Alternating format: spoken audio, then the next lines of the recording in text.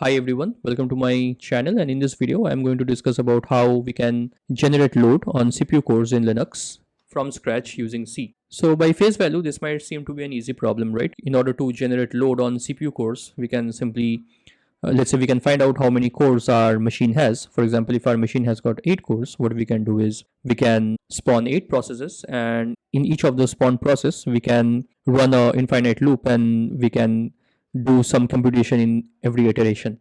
So that will also generate some considerable amount of load on our CPU cores. However, load generated by this approach is not very controlled. What I mean is that we cannot generate controlled load on CPU cores in this way. That is, if we follow this approach, what we might end up observing is that the load spikes to 100% on every CPU core and it stays at 100%, right? We won't have much control about the amount of load we want to generate or that gets generated on the cores. What we want to do in this video is to generate the load on the CPU cores in a very controlled manner. What I mean by that is, let's say I want to generate 75% of load on all the CPU cores or a particular group of CPU cores for, let's say, 30 seconds. What that essentially means is that the CPU utilization on those particular cores or all the cores, as the case may be, remains at somewhere around 75% for the given period of time. So that is what I mean by controlled load generation, and this is what is provided by several load testing or stress testing tools out there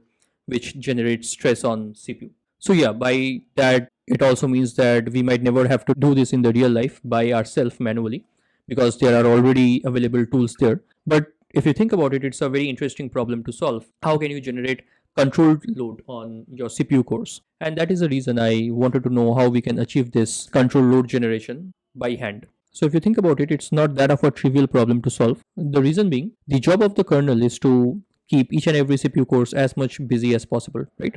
And in such scenario, what we want is a particular clear-cut percentage of CPU utilization on every core. So that is the reason in reality it might not be possible to generate a clear-cut percentage of load. Let's say if we want 75%, it might not be feasible or might not be fully possible to keep the CPU utilization all the time at 75%, because as I mentioned, the kernel would try to utilize all the CPUs as much as possible. But what we can try to do is, over the time period for a given core or cores, we can try to achieve a load or a load percentage that is somewhere around our expected load percentage.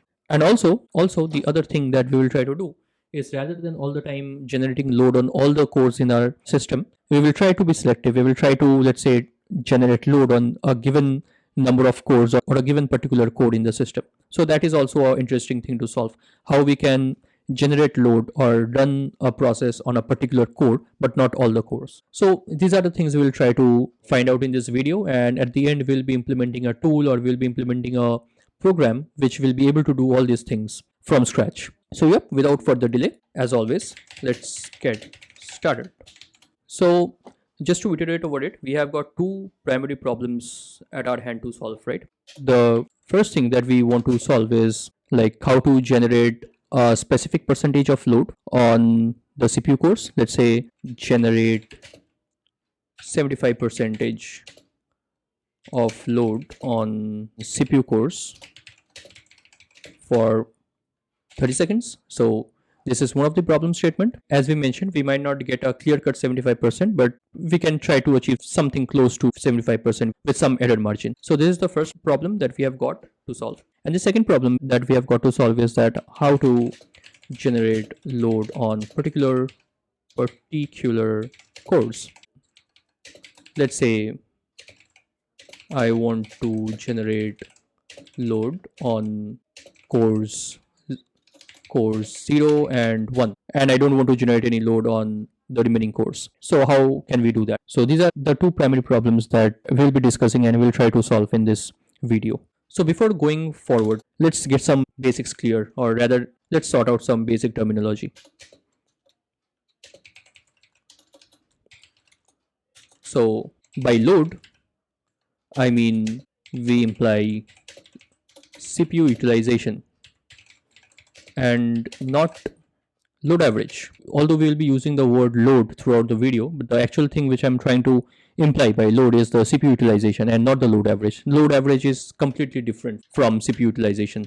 We are not targeting to generate load average, but we are targeting to generate CPU utilization or CPU consumption, right? So that's the first thing. So if I just do htop, By utilization, I mean this percentage. So right now, as you can see, this machine has got 8 cores, right? It has got 8 cores, and for 8 cores, it's showing me the CPU utilization in percentage. And this is the load average, right? These three numbers, which it's basically the 15 minutes load average. And but we won't be paying attention to this as of now. Our focus for this video will be the CPU utilization. The second thing I want to just clarify before moving forward is, what do we mean by CPU cores? So when I do htop, what are these cores? Are these physical cores in a system, or are these something else?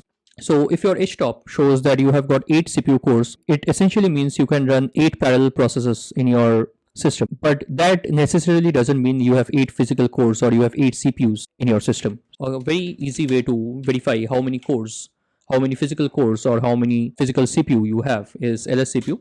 So in my case, it's an Intel i5, and if you see, it says the CPUs is 8 and the number of online CPUs is 0 to 7, which matches with the output of htop. It shows we have got 8 cores or 8 CPUs. Oftentimes we use the word CPU and core interchangeably. Yeah, LSCPU denotes those cores as CPU. And however, it doesn't mean that we have got 8 physical CPUs. It's not the case.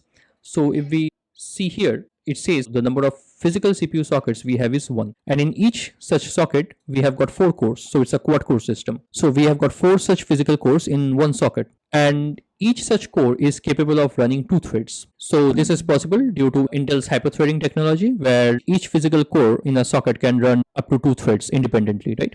And that makes our total logical CPUs or logical cores to 8. So here 8 means you are able to run 8 independent threads on your system, but that doesn't mean you have got 8 independent cores or 8 independent CPUs in your system. So this is something which we should keep in mind. Although from the perspective of our use cases or from the perspective of any processes running in your Linux system, you should always consider that there are 8 independent cores or 8 independent CPUs in your system which are capable of running programs, but that always doesn't mean that you have got 8 physical cores lying around in your system. So this is something which is good to know.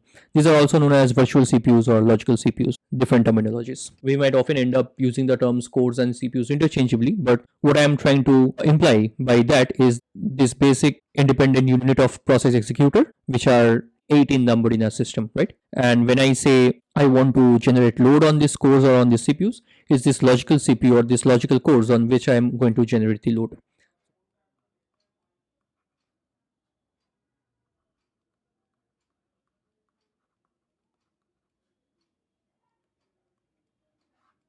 Okay, so now let's see how we can solve the first problem. The first problem, as in how we can generate X percentage of load on a given CPU core for Y amount of time or Y seconds of time. And if we can solve this for one CPU core, we can pretty much solve it for all the CPU cores, because we'll just have to replicate the same logic on all the CPU cores. So let's say we want to generate 80% of load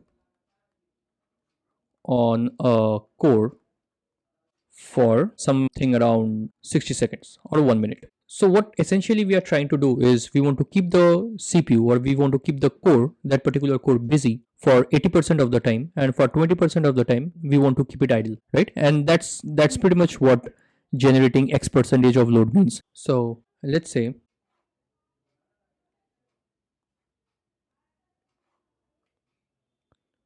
this bar represents what the CPU is doing. Like this bar represents what the CPU is doing for 60 seconds.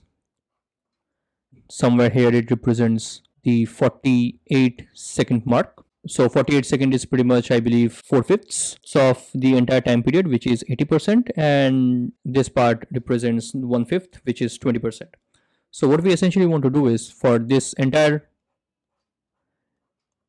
part, or this entire 48 seconds of 60 seconds, we would want the CPU to do some work.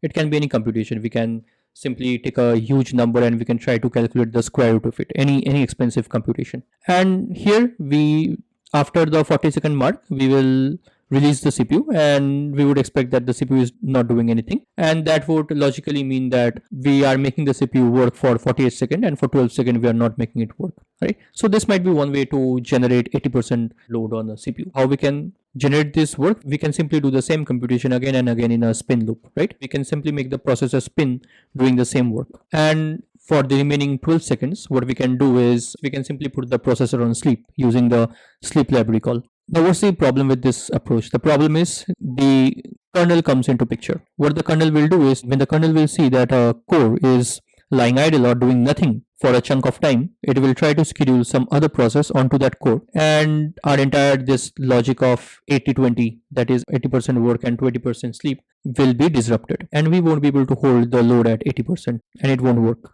So in order to solve this, what we can do is we can reduce this entire period of time,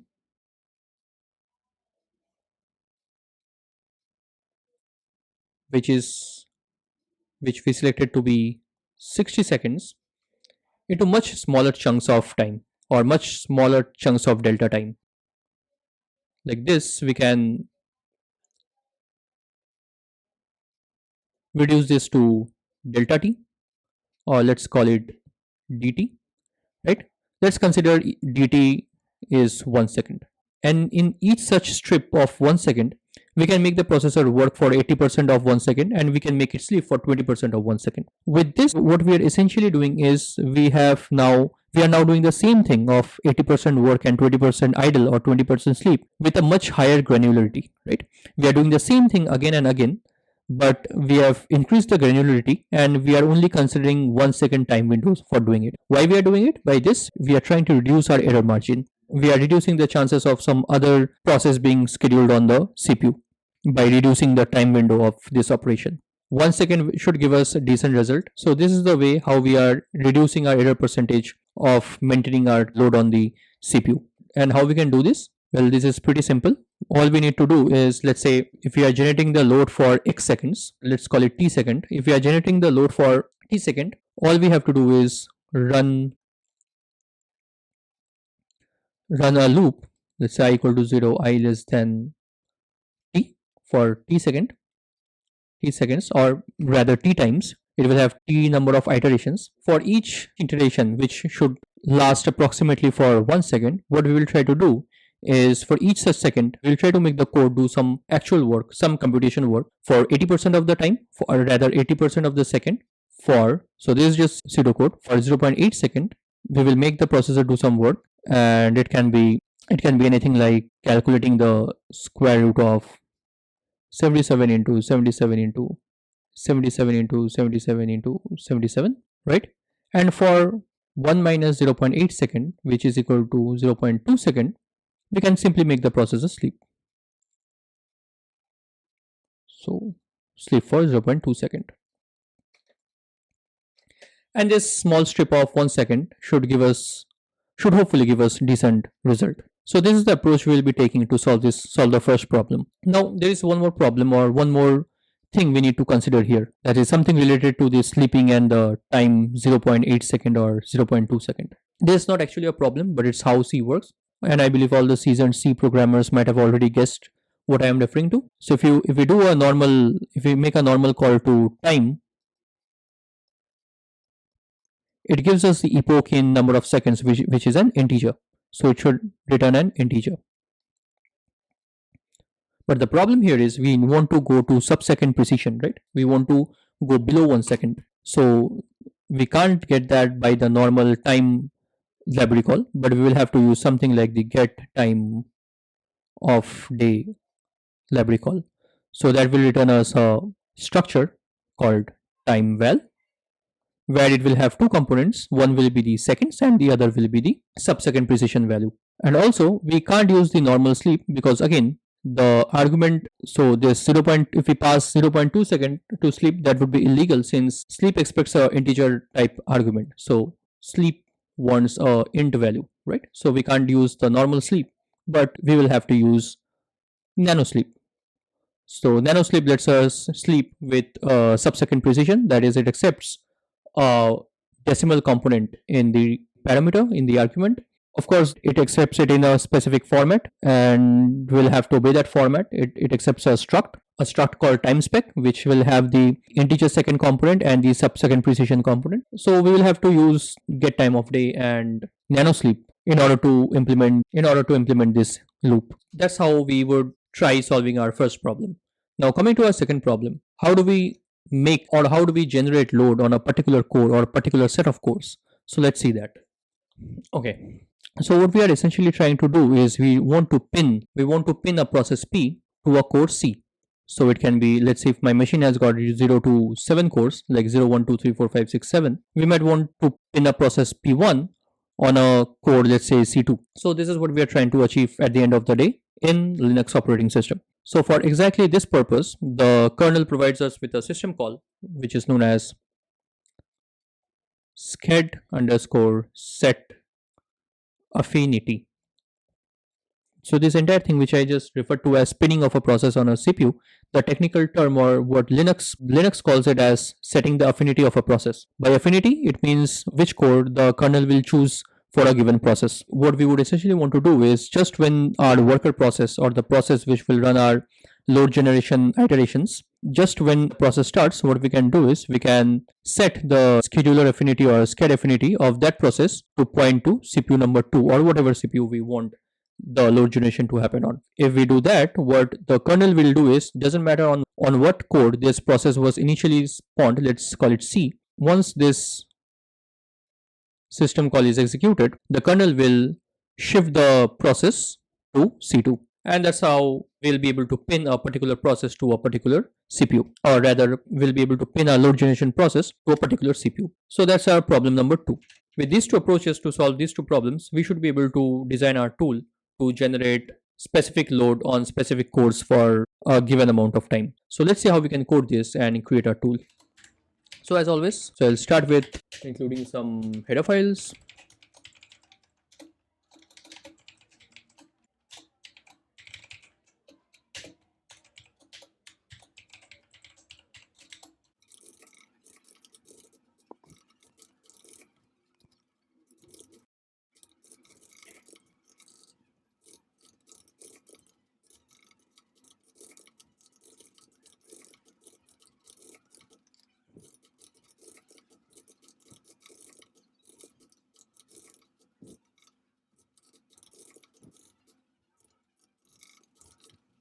And I'll define a macro to exit with error.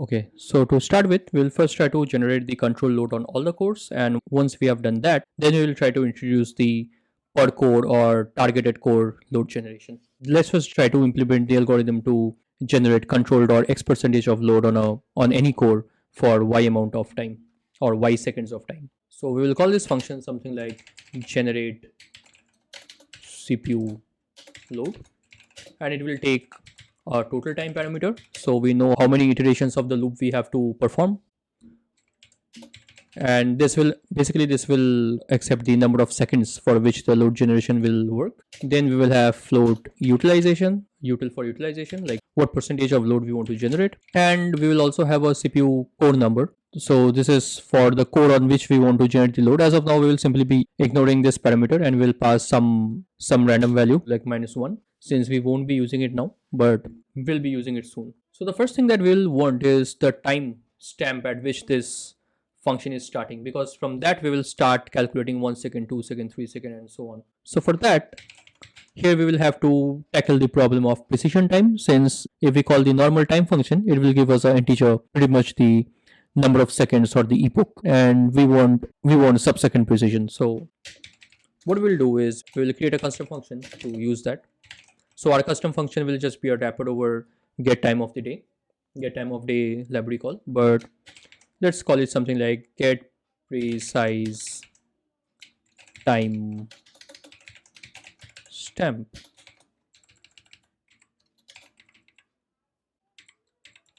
And we'll be defining it in a moment, but let's first complete this function so that we know what's happening.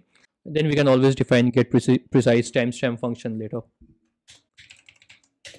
Then the next thing we need to do is convert this util value, which is a percentage like 80, 70, whatever, to a fraction, so that we can wait for that fraction of the second and we can sleep for the remaining. So we will here simply do util by 100 and then starts our load generation loop. So we'll do here is for I equal to 0, I less than total time, I plus plus.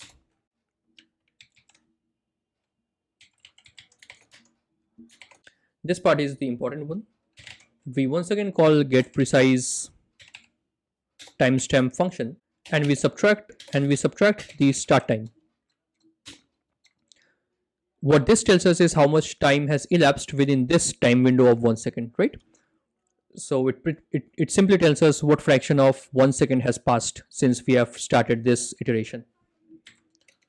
So while this is less than util fraction, because remember we want to do this computation, or we want to do some computation for only the load fraction of the time, or the fraction of the second for which we want to generate the load. So while it's still, let's say, while still 0.8 second or 0.75 second, whatever be the load value, that fraction of second is not over. We will do some work. Once again, don't worry about do work, we will soon be defining it, but this flow is which is most important for generating the load. And then what we'll do is we will do precision sleep. I hope I have spelled the spelling correct. Precision sleep. Yeah. And we will simply pass 1 minus util frac. So basically we are asking the code to sleep for the remaining of the 1 second window. And we can simply do start time plus plus. We progress to the starting of the next second, or we progress to the next 1 second time window. And then what we'll do is, to keep things simple, we will exit from here. So this entire function will be running from a separate process of its own, because this will be our worker process, and once this child process has done generating the load, all we wanted to do is exit, right? Now we have got 3 functions to define. One is get precise timestamp, the other is do work, which is perhaps the simplest of all, and the other is precision sleep. So let's quickly define those 3 functions.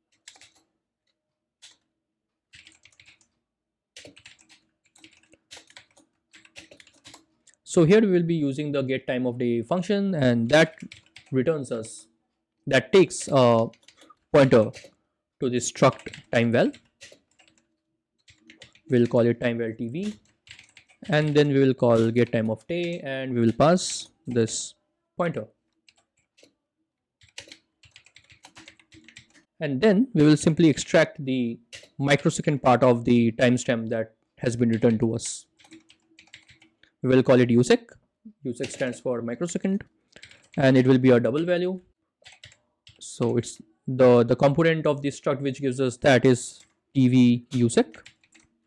So although it's the microsecond component of the timestamp, in this case it will be basically a integer value, a 8-byte integer value, although I have assigned it double, but the actual value it returns is a 8-byte integer. I have used double data type to this variable because I would be calculating the decimal version of the microsecond in this variable itself. That's why I've used double, but the actual value it returns is a 8-byte integer. So let's quickly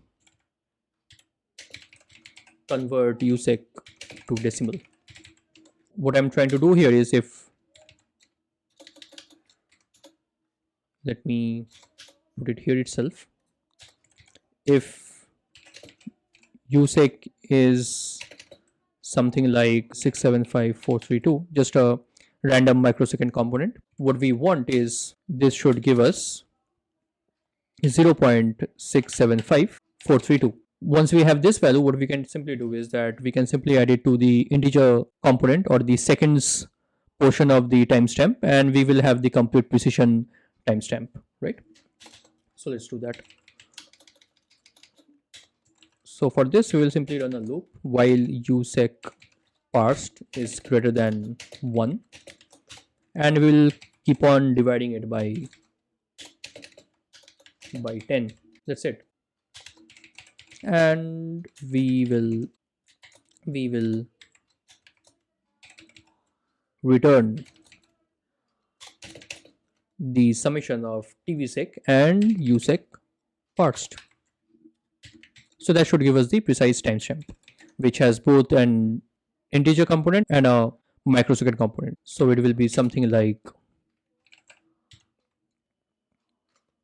this value. Yeah, so we will get something back like this. So now we'll implement precision sleep, and this will also be a pretty interesting function. We will see in a moment why. So sleep time is the amount of time for which we want to sleep, and remember, sleep time can also have two components, although in our case it will always be a decimal without an integer part, so it will always be something of the form 0.8 or 0.75 or 0.xyz, something like that. But I would like to create a function which is generic enough to tackle an integer component as well. So we should be able to tackle something like 5.6 or 123.567, something like that as well. So let's do that. So once again, nanosleep will be using nanosleep as I mentioned, and nanosleep also takes a struct called timespec, and timespec again has got two components. One is called tvsec, which is the integer portion of the time, that is pretty much the number of seconds, and a nsec, which is the nanosecond portion of the time, right? So the nsec component of this structure should be less than of the order of 10 to the power 9. So let's do that. So tv dot tvsec equal to sleep time. So what this does is this simply returns us the integer component or the integer part of the sleep time, right? And the decimal part we will store it in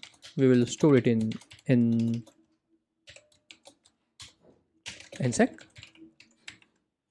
Again, although it's a decimal part, but actually we are considering the decimal part separately, so it's nothing but an integer of size 8 bytes, right? Just like it was in time from where we converted it into decimal.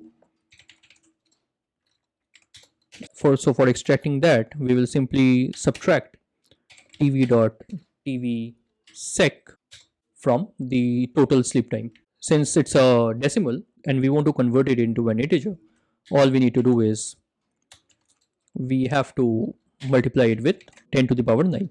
So it's fine even if it is smaller, because it will simply add a few zeros after the decimal point, which anyways won't affect the calculation. So in tvsec we are storing the integer part of sleep time, and in tvnsec we are storing the decimal part of the sleep time as an 8 byte integer. So now we want to use nanosleep in such a way that even if nanosleep is interrupted by a signal, we should still resume the sleep operation from where it woke up, right? Let's say it was sleeping and kernel sent some signal to the process, it had to wake up. We should be able to once again go back to sleep and resume the sleep from the time where it was woken up, right? So let's see how we can do that. So for that, we will create a infinite loop. First we will try to sleep,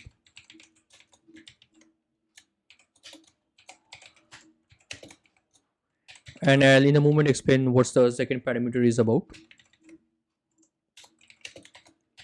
If rval equal to 0, we simply return 0. So rval equal to 0 means nanosleep worked fine and it was able to sleep properly, and the function execution finished and it returned 0. So basically nanosleep returns 0 on success. Else if errno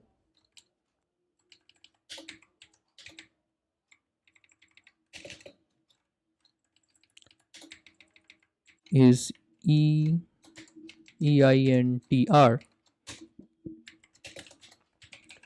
what we do is we simply continue, or else we face some other error apart from signal interruption and we would want to bail out. So we'll simply do return rval. So what happens here is when a signal interrupts this precision sleep function, or it interrupts the nanosleep, what it does is that nanosleep returns, but it puts the remaining amount of time window for which it was not able to sleep into a struct of the same format, that is time spec. So what it expects is the first TV should contain the total amount of time for which it should sleep, and the second struct is the struct which nanosleep will populate with the remaining time window in case nanosleep was woken up by a interrupt. Also, when nanosleep gets woken up by some interrupt call, it sets ERRNOS, EINTR. So the trick we applied here is we pass the same struct, that is TV, in both the cases. So if ever it wakes up due to a signal interrupt, ERRNO will be set as EINTR, and it will populate, it will actually overwrite the TV struct's values with the remaining time window, right? So next time when we continue and next time when it sleeps, it will use TV, and this time TV won't have the original time window or the original amount of time to sleep, but it will have the remaining amount of time to sleep. And that's how the loop continues, and we are able to sleep for the entire period of time. So this is a tiny trick to create a interruptible nano sleep. Okay, now we have our precision sleep as well, and the final thing that we want to implement is do work, where we simply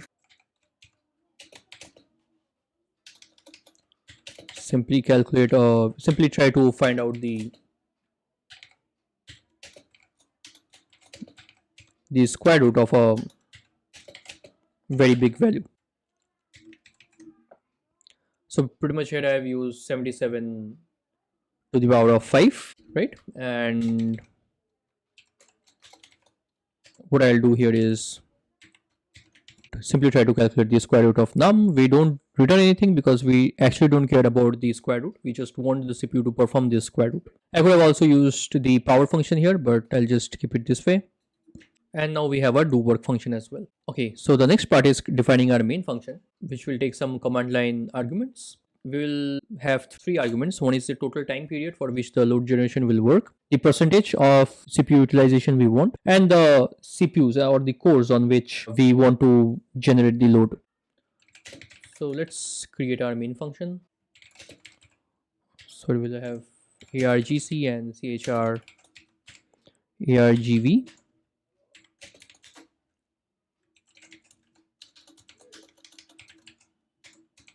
In case we want to run the load generation on all cores, the primary thing we need is the number of cores, the number of functional cores, CPU cores we have. And one very easy way to get it is use the sysconf library call and use a macro, use the scn processors online macro to get the number of online CPU cores. So let's do that.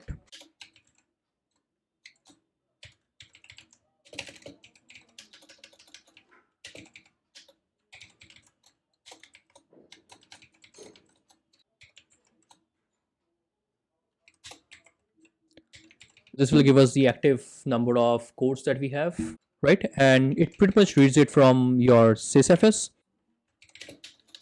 It reads it from, if I do an ls on sys devices system CPU, so it pretty much sees how many this directories we have. Since I have 8 CPUs, 8 cores, 8 logical cores, it has got 8 directories containing the individual CPU configs or the core configs. Okay.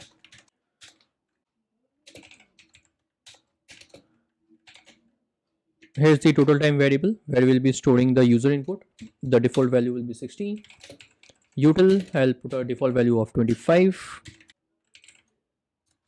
This is just a PID, TPID for storing our forked process PIDs. Status is what we'll be using when we'll be waiting on the processes. And finally, num CPUs. So this is how I'll be tracking if how many custom cores on which the user wants to run the load generation. If this is 0, it means we will be running it on all the cores. But if this is not 0, it means we will be running it on a particular selected cores. So we'll start by creating a array whose length will be equal to the number of cores we have.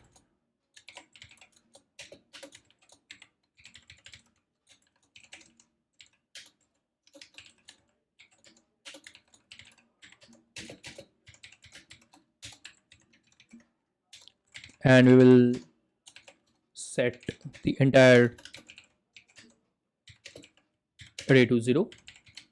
So I'll be using this array pretty much as a bit mask. If index is 0, it means we don't want to generate load for that core. And if the value of a particular CPU index is 1, it means we want to generate load for that core. So all that cores for which this array value will be 1 will be spawning a process on that core, and we'll be pinning that process to that particular core. But we won't be using this array if no particular cores are selected. In that case, we'll be simply running it on all the cores.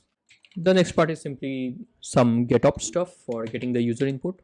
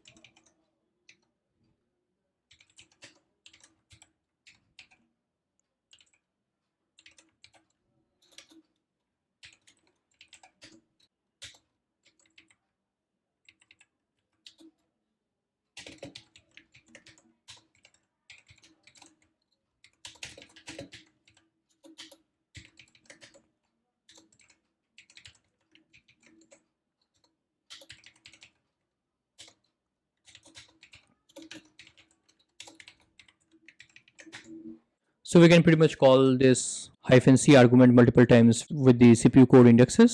Yeah, so how we want to call this something like this: CPU load -t30 -p, let's say 80, and -c. If we want to generate load on particular cores, then we simply provide the core indexes by or core numbers by calling -c again and again. So -c 0, -c maybe 7, -c 5, and so on. So let's first generate load on all the cores.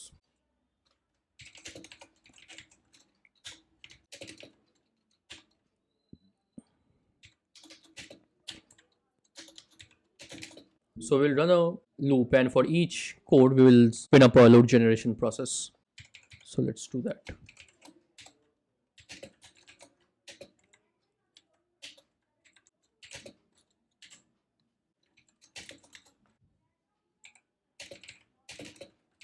We will fork a new process here inside the loop.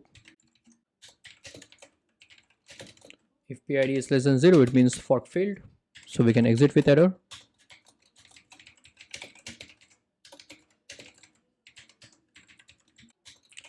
If PID equal to 0, it means we are inside the worker process or the load generation process, and we will simply call our load generation or generate CPU load function.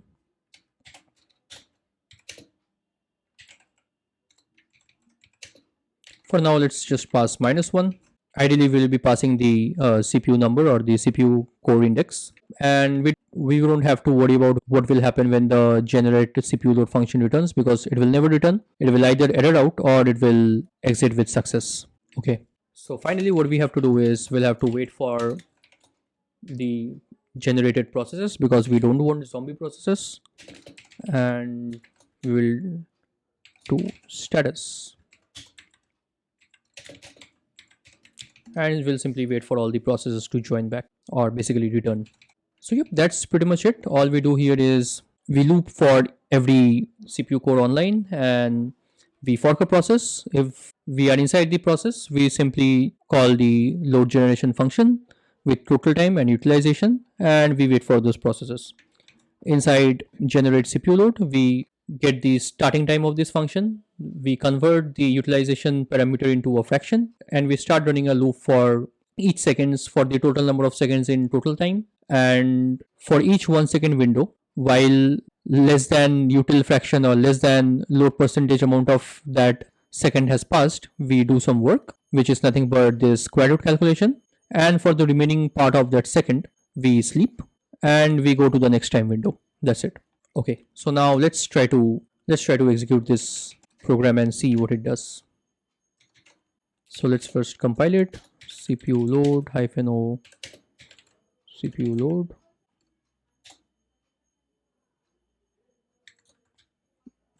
I missed the .c. Okay, I believe I have imported math, but we have to link the math library as well.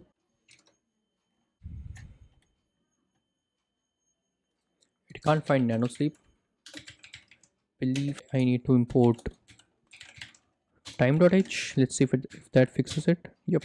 Okay, so we have successfully compiled our CPU load program and we have the CPU load executable ready now. Now what I'm going to do is, instead of running this program or generating load on my host system where already some heavyweight processes are running, like this screen recorder program itself, I want to run it in an isolated system because I don't want my already running processes to interfere with the load generation and affect the CPU utilization numbers. So what I'm going to do is I'm going to use an isolated system like a KVM virtual machine. And in fact, I have already spawned a KVM virtual machine and I'll be accessing it via SSH. So this is my Ubuntu virtual machine that is running on KVM QEMU, and it has got 4 cores and 4 gigs RAM. And as you can see right now, CPU utilization is almost close to nothing.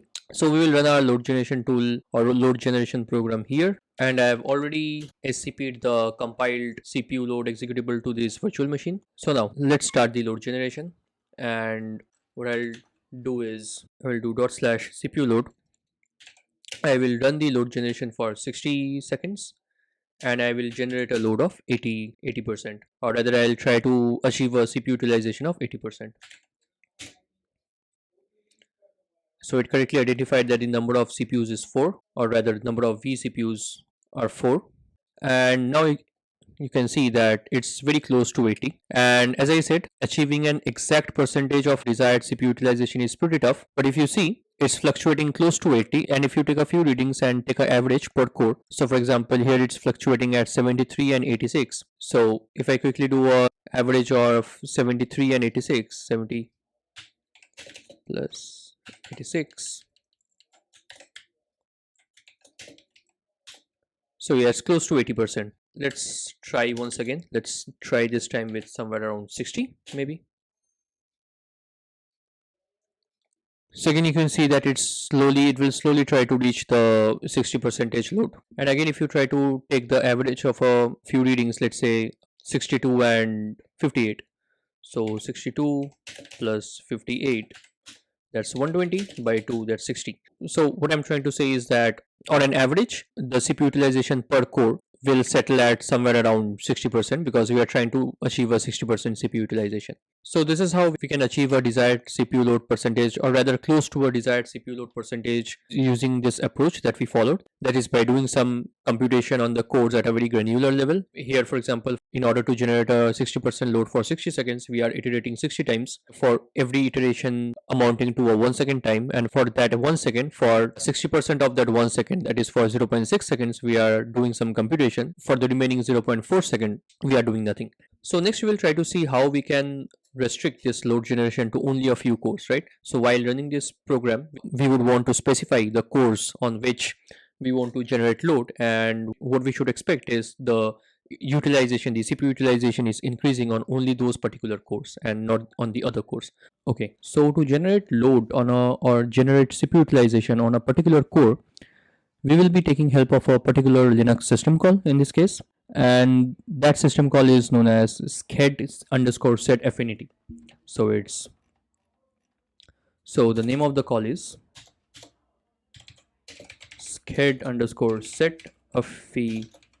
infinity. So what this system call actually does is it pins a process to a particular core. So you just specify the core in form of its index number in a bit mask, and of course the PID of the process that you want to schedule on that core, and sched affinity will make sure that the process is scheduled on that particular core. You can also do this for a running process. If for a running process you apply this system call passing that particular process's PID and a core number or a core index, the kernel will shift the process to that particular core from whatever core it was running on. This is a pretty useful system call with which we can pin processes on particular cores, and it has got several use cases. For example, let's say you have a heavy process and you want to dedicate one core completely to that process, or let's say you have a group of 8 processes running, out of which one process has a special purpose to serve. It's a heavy process. What you can do is you can dedicate one particular core completely to that particular process. So all these kind of nice tricks you can do with sched set affinity. Okay, so let's see how we can use this call. So first I will be defining a function which will allow us to use this system call for pinning a given process to a particular core. So let's quickly write that function. So I will be defining it somewhere here, and I'll call it pin CPU. Yeah, I'll call it pin CPU. And the form in which it takes the cores on which the process will be scheduled is a data type called CPU set, right? And in order to interact with this CPU set data type, utility macros which we'll be using. So first we'll be setting the entire set to 0. Let's do that. Now we'll be using the CPU set macro to, okay, we also need a parameter to mention which CPU or which core we would want to schedule the process on.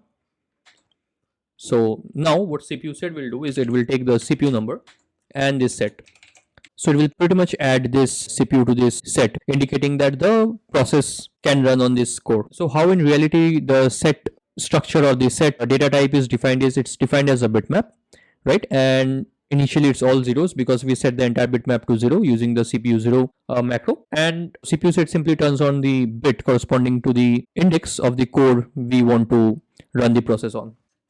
And finally, we will call the sched set affinity system call. And the first parameter is the PID of the process that we want to pin. And in this case, since I will be calling this function from within the child process, basically the load generation process, the PID will be nothing but the PID of that very process. So that's why I'm doing get PID. Then I'll be sending size of set because that's what it needs, and a reference to the set variable. And if it fails, on failure it returns -1. If that happens, what I'll do is I'll simply do a exit with error sched affinity failed. Okay, so this is a tiny function that will take care of CPU pinning, and now we need to call this function from a CPU load generation function or process. So our process is nothing but this function. This is the only thing it will be running. So we'll be calling it from here if CPU not equal to -1. So -1 is just nothing but a sentinel value, meaning that we don't want to pin it on any particular core. So if it's not equal to -1, then we will do pin CPU. That's it. And this will make sure that the process is pinned on our choice of CPU. So now is the time we will be using this CPU's array that we allocated. And if you see, we have already set the particular core, the particular index of the core on which we want to run our process to 1. So what this essentially means is that, as I mentioned earlier, I can provide multiple core indexes using -c. Whenever I'll get a CPU number, I'll simply set that index in this CPU's array to 1. Okay. And just to mention once again, num CPUs is just the total number of cores, particular cores on which we want to run the process. So if num CPU is equal to 0 means we will be spawning as many processes as the number of cores available in the system. So now under if PID equal to 0, what we'll do is if num CPUs is greater than 0, which means we want load to be generated on only certain cores, which means we want to generate processes on only certain, we want to pin the child processes or the load generation process on only certain cores. What we'll do is we'll simply copy this, and instead of sending -1, we'll be sending I. and and also one more thing we need to do before this is, if CPUs I equal 0, so if the ith index value in the CPU's array is 0 and num CPUs is greater than 0, which means we want to run the processes or we want to generate load on particular cores, but for this particular core index the value is 0, which means we don't want to run the process or we don't want to generate load on this particular core represented by the index value I. So we simply do a continue. So in this part of the code, if num CPU is greater than 0, we know that we want to generate load on this particular core. So instead of sending -1, we simply send I, the index of the core or CPU. And in the else part, what we do is, the code in the else part gets generated when no CPU args has been passed, which means we simply want to generate the load on all the cores. If that's the case, then we simply call this generate CPU load function with -1, which was our original case. Okay, so in short, what we did is, we are now using the CPUs array. We are setting the index of the cores on which we want to generate the load as 1, and we are also keeping track of the total number of custom cores the user has provided as input. And if num CPUs is greater than 1 and that particular index value of CPUs array is 0, it means we don't want load on that core, so we continue. And if PID equal to 0, we check a similar condition which goes somewhat like, if the user has passed custom core parameter or custom CPU args, then we simply call generate CPU load with that particular CPU index or else -1, so that we can pin the process to a particular CPU. So yep, that's pretty much it. So let's quickly try to compile it and see it compiles as expected. So gcc CPU load -o CPU load -lm, and it got compiled. Cool. So once again, I'll transfer it to my VM. This is once again my KVM VM. Let me quickly find its IP, and its IP is 122.247. So this is a fresh VM I spawned once again. pwd/home/ubuntu. Let me create a directory called load, and now what I'll do is, I'll simply do a scp of CPU load to Ubuntu at 192.168. Let me quickly check the IP once again. 122.247.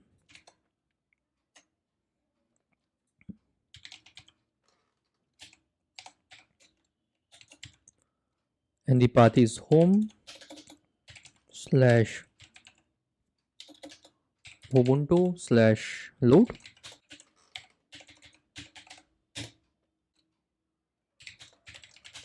So yep, it has been transferred now. So now I'm just going to split my screen.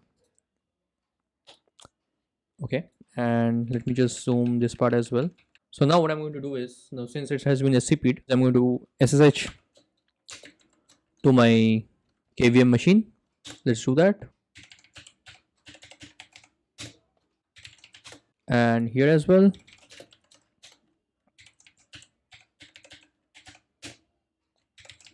Okay, let me go inside load, and here I'll start htop, and we have got 4 cores and around 4 gigs of RAM. And now here I'm going to start the process, and for now I'm going to run it for initially 30 seconds, or let's run for 60 seconds actually. I would once again be generating 80% of load, and this time I want to generate the load on CPU 0, and let's say CPU number 2. So since it's indexed from 0, you can see that the load on, or the utilization of CPUs 1 and 3 have gone up. And once again, it's trying to settle somewhere around 80. So it's fluctuating between 73 and 86. And once again, if I take an average of 73 plus 86, 159 by 2, of course it's 79.5, which is very close to 80. What basically happened is, we have got 2 processes, as you can see, not 4 but 2 processes of CPU load, and one of it is clearly scheduled on CPU 1 or index 0, and the other one is scheduled on CPU 3, or rather the CPU with index 2. Let's try something else. Let's try to generate maybe 60% on CPU 2 and 3.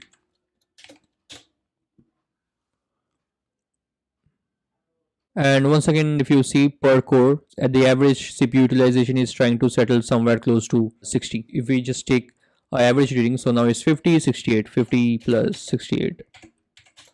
Once again, it's 128 by 2, 64. So yeah, it's trying to go closer and closer towards 60. So now it's 63 and 57, which I believe is, yeah, it's perfectly 120. So 120 by 2, it's 60%. So as time passes, it will try to settle somewhere around our desired CPU utilization. So this is how we can generate control load on our CPU cores, or rather controlled CPU utilization for our CPU cores. And I find it pretty interesting how this simple approach of granular computation and sleeping can achieve us something like this, which is so widely used in tools like load testing, fault injection, and whatnot. So oftentimes this load generation technique is used in fault generation tools where you want to set up a premise in your systems. Let's say you want to generate a load of X percentage on your CPUs, and then you want to carry out some action and see whether your program or your service is able to perform that operation or not at that particular load on your system. Again, by load here I mean the CPU utilization, not the load average.